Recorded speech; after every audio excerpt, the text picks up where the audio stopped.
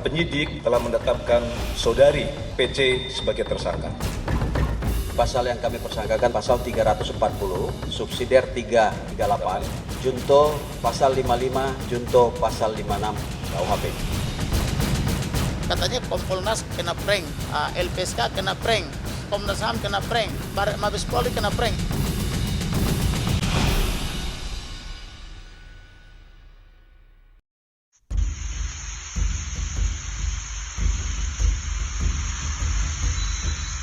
Inilah video saat Brigadir Nofriansah Yosua Huta Barat memberikan kejutan ulang tahun kepada adiknya, Bribda Reza Huta Barat pada bulan Maret lalu.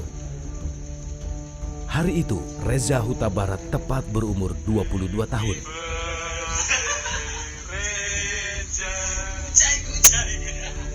Reza yang sedang bermain gitar tampak terkejut dan tak kuasa menahan rasa bahagia dengan kehadiran kakaknya.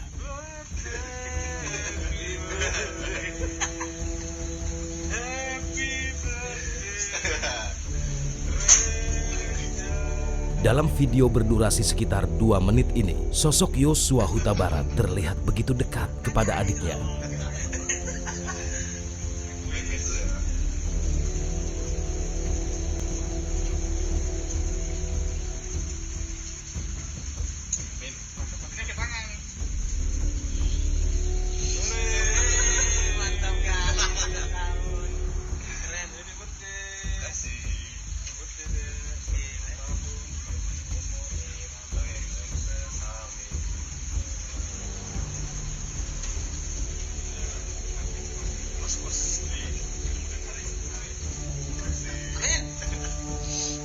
Oke, sekarang kita ke pemotongan kue, guys.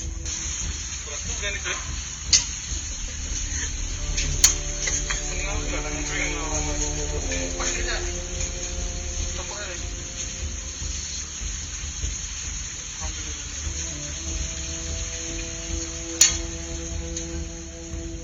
Setelah prosesi tiup lilin dan memanjakan doa, Reza Huta Barat kemudian memotong kue dan memberikan kue kepada Yosua, kakak tercintanya.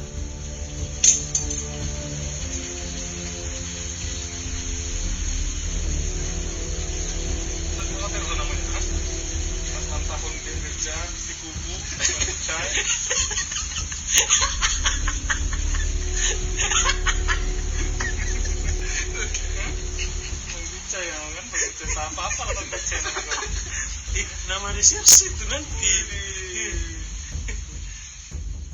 Di akhir video, Brigadir Yosua kemudian memulai canda tawa khas keluarga. Oke. Oke. Kejutan yang diberikan Yosua kepada adiknya diduga terjadi di kediaman Verdi Sambo. Pada video ini, Yosua Huta Barat juga terlihat mengenakan kaos yang sama dengan kaos yang ia kenakan pada hari saat dirinya terekam kamera CCTV saat sedang membawakan koper.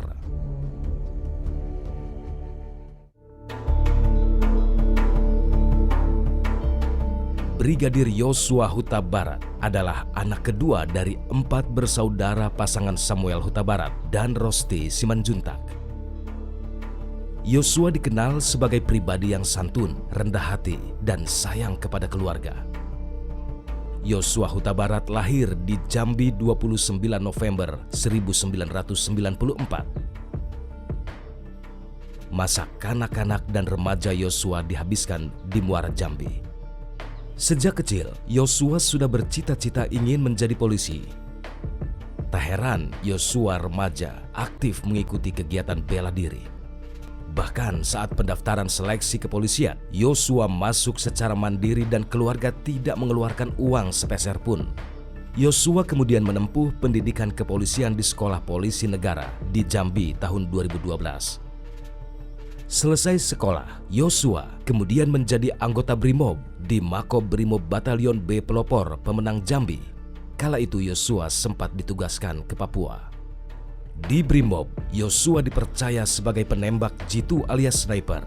Beberapa tahun tugas di Jambi, Yosua kemudian ikut seleksi ajudan perwira tinggi di Jakarta dan diangkat menjadi ajudan Irjen Verdi Sambo. Mulai dari kecil hingga sekarang, khususnya mulai kecil ya, dia ini orangnya ya tidak banyak permintaan. Sifat almarhum ini sifat mengalah. Biar sama kakak, biar sama adik, dia selalu mengalah. Itulah sifat anak kita ini. Dia memang bercita-cita jadi polisi sejak kecil. Memang dari kecil pernah dia minta itu pakaian polisi. Waktu itu kan masih pangkat polisi itu masih garis bengkok kuning waktu itu. Dan itu dibelikan. Dibelikan dulu. Senang dia memakainya.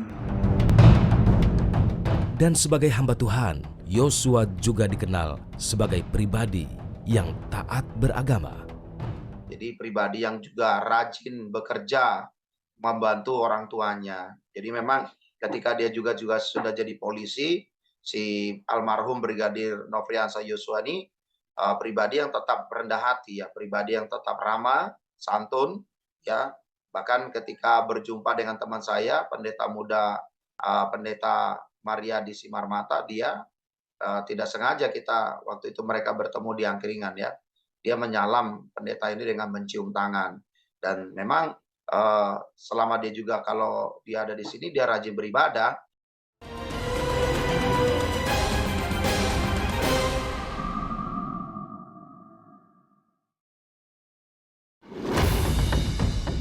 Penyidik telah menetapkan saudari PC sebagai tersangka. Pasal yang kami persangkakan pasal 340, subsidiar 338, junto pasal 55, junto pasal 56 KUHP. Katanya Kompolnas kena prank, LPSK kena prank, Komnas HAM kena prank, Mabes Polri kena prank.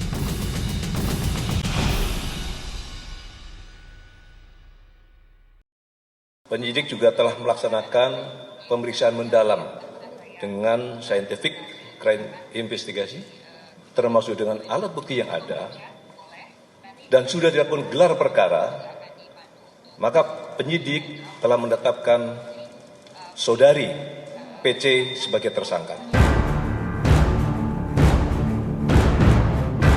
Proses penyidikan terhadap pembunuhan Brigadir Yosua oleh Ferdi Sambo mulai masuk ke babak baru. Satu orang yang diduga terlibat pembunuhan Brigadir Yosua Huta Barat, yaitu Putri Chandrawati, siang tadi ditetapkan sebagai tersangka baru oleh tim khusus Mabes Polri. Jadi pasal yang kami persangkakan terhadap saudari PC, pasal 340, subsidiar 338, junto pasal 55, junto pasal 56 KUHP. Tim khusus Mabes Polri kemudian menelusuri rumah singgah Ferdi Sambo yang berada di Cempaka Residence, Sarangan, Kabupaten Magelang, Jawa Tengah. Polisi menduga ada keterlibatan Putri Chandrawati mengenai tewasnya Brigadir Yosua, yaitu saat komunikasi terakhirnya dengan Ferdi Sambo sebelum mengeksekusi Brigadir Nofriansah Yosua Huta Barat. Di Magelang itu hanya ada ulang tahun perkawinan yang ke-22. Di dalam ulang tahun itu memang segera terjadi pertengkaran antara si bapak dan si ibu. Sehingga si bapak pergi meninggalkan ulang tahun itu atau acara itu segera setelah selesai dengan meninggalkan istri dan anaknya maupun para ajudannya. Nah, kemudian si ibu juga pulang dari situ happy. Happy-nya si ibu bagaimana, Ibu Putri? Dia masih ber-WhatsApp ria dengan adik daripada almarhum dengan cara memotret almarhum lagi menyetrika baju. Almarhum menyetrika baju anak-anak daripada Ferdi Sambo maupun Ibu Putri. Lalu ketika dipotret almarhum ini menyetrika baju sekolah ya, dikirim ke adiknya. Lihat nih abang kau nih, rajin kali kau datang lagi sini bantuin abangmu. Dia ini multi talenta, luas banget deh. Sampai bingung mau kasih gaji berapa. Karena banyak yang dikerjakan kan begitu, bukan hanya sebagai ajudan tapi sampai menyetrika baju anak-anaknya. Nah, artinya di situ Ibu Putri tidak ada masalah toh, tidak tergoncang toh. Nah, kemudian adiknya juga menyampaikan selamat ulang tahun perkawinan yang ke-22. Bahkan diajak, kamu ke sini, kamu ada off enggak? Ada libur enggak? Oh ya Bu, saya lagi piket kan gitu. Jadi artinya ibu itu normal-normal saja. Balik ke Jakarta juga normal. Jadi terkait dengan tuduhan Ferdi Sambo yang menyatakan ada sesuatu di Magelang, dialah yang ada sesuatu dengan ibu dan dialah ada sesuatu dengan si Cantik itu. Putri juga diduga melakukan kebohongan publik terkait aksinya yang berpura-pura menjadi korban pelecehan. Menciptakan obstruction of justice dan permufakatan jahat dan menyebar berita palsu kepada masyarakat. Kan kasihan 270 juta tuh masyarakat kita di prank sama dia. Katanya Kompolnas kena prank. Prank apa perang? Prank ya. LPSK kena prank. Komnas HAM kena prank. Mabes Polri kena prank. Yang tidak kena prank kan cuma saya dan tim saya. Karena kita rajin berdoa, jadi kita tidak bisa kena prank kan begitu. Karena kita percaya kepada Tuhan Elohim toh, sehingga pranknya itu tidak laku sama kita. Kebetulan kami juga memang tidak mau menerima sesuatu tuh. Mungkin kalau terima sesuatu juga kena prank juga kan begitu. Ya. Sehingga LPSK tidak mau lagi membantu melindungi Putri Chandrawati lantaran kebohongan yang ia lakukan.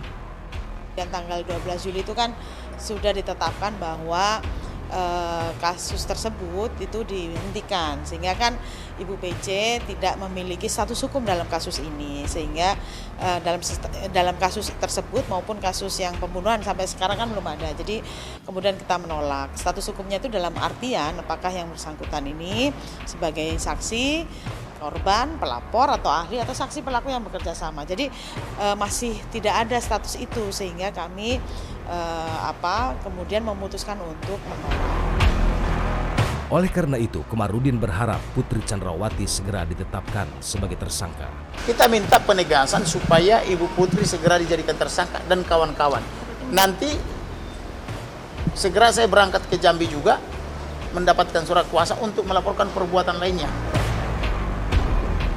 Sejak Irjen Ferdi Sambo ditetapkan sebagai tersangka 9 Agustus lalu, total sudah ada 63 polisi yang diperiksa oleh Inspektorat Khusus Mabes Polri.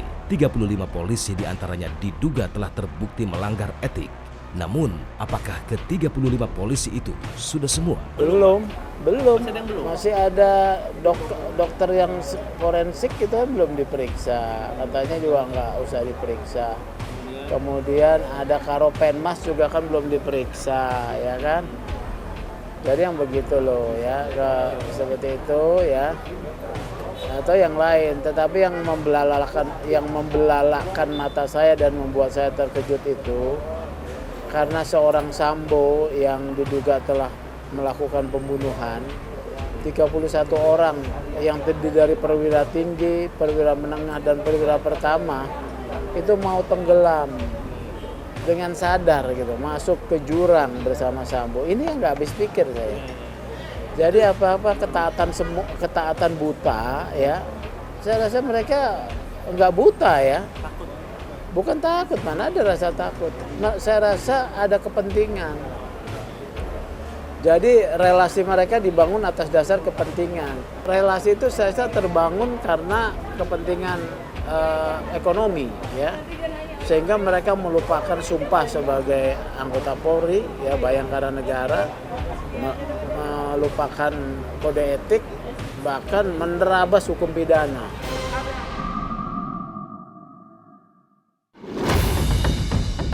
Penyidik telah menetapkan saudari PC sebagai tersangka.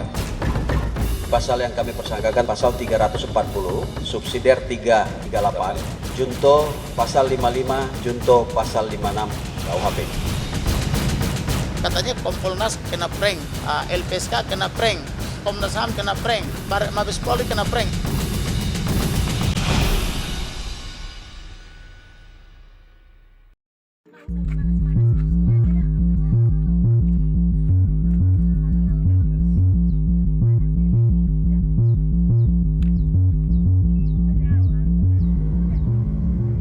Hingga minggu ke-6 pasca tewasnya Brigadir Yosua Huta Barat, beberapa barang milik Yosua masih belum diketahui keberadaannya.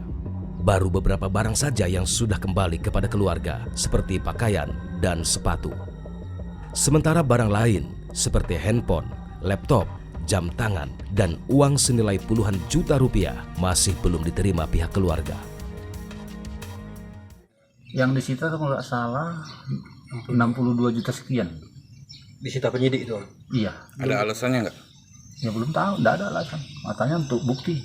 Harapan Om dengan duit itu? Pokoknya yang tidak bersangkut paut dengan penyidikan segera dikembalikan, ya gitu aja. Jadi di sana pun untuk apa kan ya nggak tidak bersangkut paut, itu hak almarhum termasuk kami warisnya kan. Duit itu mungkin untuk persiapan pernikahan almarhum. Uang senilai 60 juta rupiah diduga dipersiapkan oleh Yosua untuk menikah tahun depan. Memang jauh-jauh hari waktu sebelum ada kejadian ini kami sudah nasihati anak ini mengingat dia ada rencana mau pernikahan tahun depan. Menghemat lawang biar ada untuk biaya pernikahan nanti itu tambahan.